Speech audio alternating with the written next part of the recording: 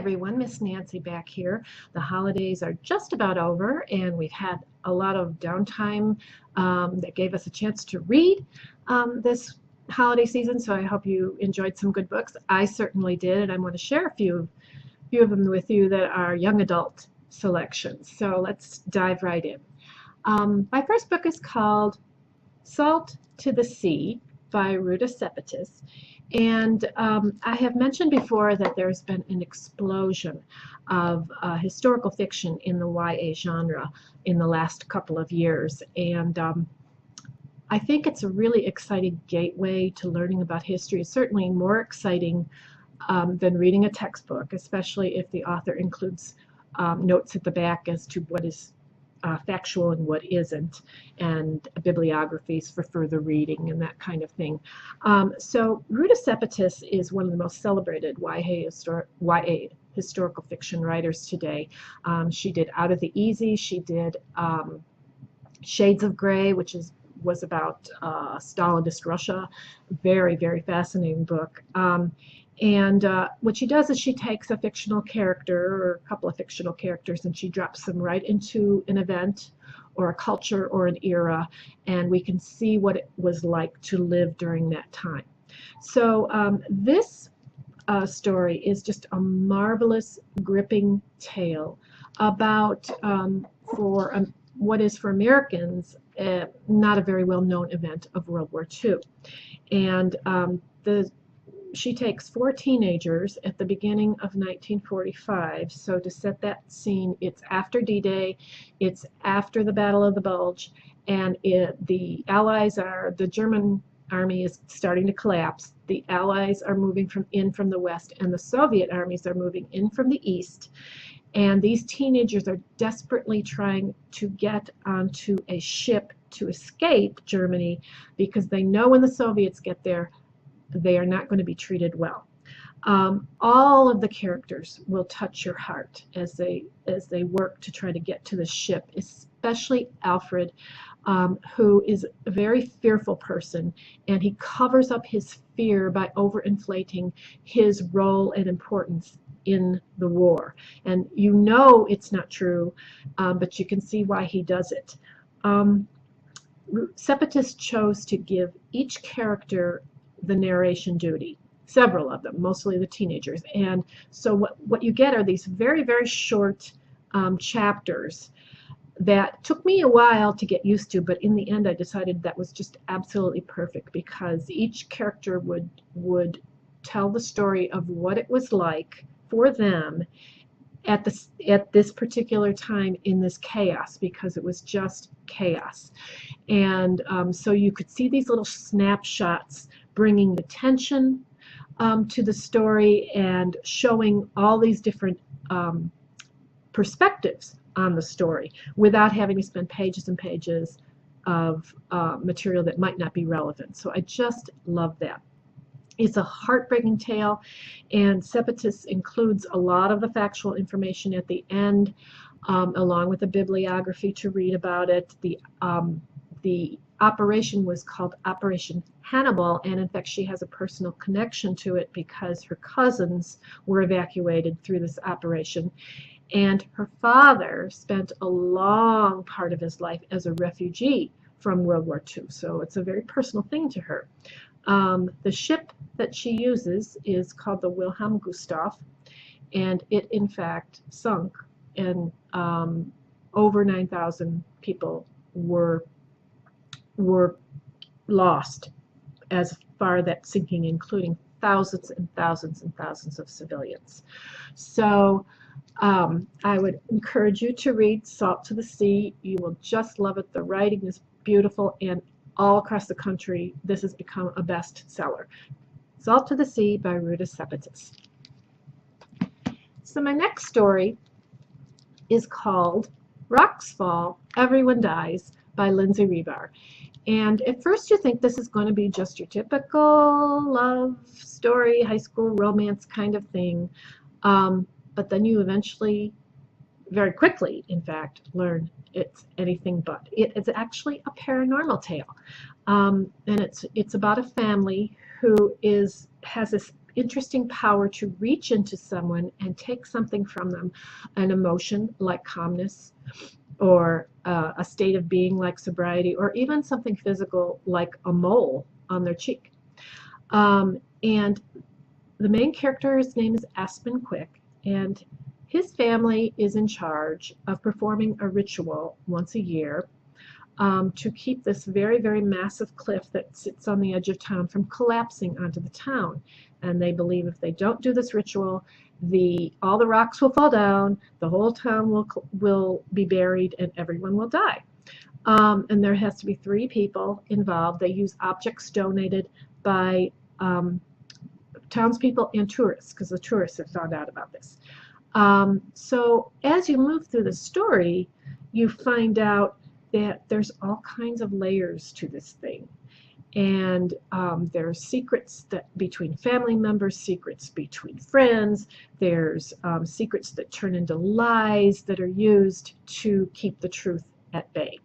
Aspen is making his way through his teenage life as a regular teenage boy, interested in regular teenage boy things, but also using his power and never questioning how he uses it.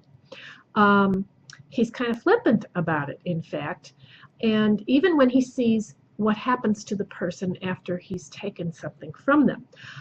So he eventually finds that while maybe he has a good intention involved in taking something from them, it always seems to backfire, and that now he's got this moral dilemma that he has to face about his power. There's a character named Leah in the story, and she is Aspen's sounding board. She does not abide foolishness or lies at all. And at first, she's very quick to point out twisted thinking and magical thinking. And at first I didn't like her, but then I grew to love her and grew to see that she was really the only grounded character in the whole story, and I loved it. The ending is wonderful because truth eventually wins out, and that is always best in the end. So I really would encourage you to read Rocksfall, Everyone Dies by Lindsay Revar. It's a real interesting story. My next tale is called This is the Story of You by Beth Kephart. And I found this to be an absolutely breathtaking tale of love and loss and strength and endurance that appears during and after a disaster. So Mira lives on a barrier island off one of the coastal states, and she has a special needs brother and a mom who works 4 jobs to keep them afloat, and some close friends. And the community of Haven, where she lives, is very used to storms and hurricanes and all that because of where it's situated. But right from the start, you know that something really bad has happened. So she lives in a home that was inherited by her mother from her mother's estranged sister. And she goes about cataloging her life and the lives around her, including a homeless woman who lives on the beach by the name of Old Carmen. And Old Carmen will come to figure very, very importantly in the story towards the end. And you just see Mira's care and concern for her brother Jasper Lee, who is the special needs brother, and how the whole family has made it their mission to care for him. And I just loved that part of the tale. Kephart has told this story in very short declarative sentences, but even though they're simple, they are beyond powerful. There's just a poetry to the whole flow of the story, and I love to see that in YA fiction because it creates the emotions that you need for a tale like this. Your heart is going to bleed and break for Mira and her family, and she keeps building the tension for the upcoming storm, which ends up being 2 storms, one physical and one psychological or metaphorical, and Mira's got to move through them both. There's so much for young adults to love about this tale. If you're the kind of person who loved A Fault in Our Stars, and most of you know that I just absolutely hated that story, you will love this, and I think this is a better tale. it's the story of Mira, but as you move through the story, you're going to find that it is the story of you, because you could take a lot of things out of this and connect it to many parts of your own life. So try The Story of You by Beth Gephardt. My next tale was kind of an unusual one, and I loved it, loved it, loved it. It's called It Wasn't Always Like This by Joy Preble. And two big questions at the very beginning that she asks you to ask yourself is, if you had a chance to live forever, would you take it? And then, would you come to regret that you took it? So this tale is set in around the 1913, during the early 20th century, and the two main characters, Emma and Charlie, their parents co-own an alligator farm, like tourist trap kind of thing. And one day this stranger comes into town and claims that he has found the fountain of youth, and all that you need to do is drink a special tea made from a plant that lives near a stream, this certain stream, and you will live forever. And so they drink it. And they find out that it works, because their 2-year-old baby brother Simon stays too. And then they become a target for a very conservative evangelical revival meeting type church that is determined to kill them, because now they are abominations. So there's an attack on the family, and Emma and Charlie are the only ones that escape, but they have to separate and spend their whole lives on the run. So over the decades, they each try to find each other, and at certain points they think each of them is dead. There's a lot of despair there. Emma is pursued a lot, and girls who look like her are murdered. So I found this to be a fascinating story about life and what it means to live, and the desire to live forever stuck at 17. Wouldn't we all want that? We think it would be just lovely, no sickness, no aging, and it would all be rainbows and unicorns, but maybe, maybe not. And so the author moves back and forth between the early 20th century and today as she tells a story, and she shows how these teens who love each other very much cannot find any kind of peace. They have to move. They have to get up and move at the slightest rumor that starts to fly. So it's, an abrupt, oh, get up, pack your things, we're going somewhere else. And they don't have any friends, and it ends up being a life of loneliness, but a forever life of loneliness. I love the writing, just loved it, loved it, loved it. I love the characters, including Pete, who is the New Mexico detective who is trying to help Emma. He's the only other one that knows her story, and she's trying to help him solve these murders of these girls, and at the same time telling him what it's all about, and he believes her, and I loved his character. It's really a sign of a good book when you have to put it down, but you can't wait to get back to it. And I felt that about this story, and I just couldn't wait to get back to reading what was going to happen to Emma and Charlie. So try It Wasn't Always Like This by Joy Preble. And I'm going to bookend this talk with another historical fiction novel. It's called The Steep and Thorny Way by Kat Winters, and another one I just loved. I found it to be an exceptional book about Oregon in the early 20th century, during Prohibition, during the age of eugenics, and during the rise of the Ku Klux Klan. I had no idea that even out west, the Ku Klux Klan were very strong in Oregon, even for a brief period of time. That fascinated me.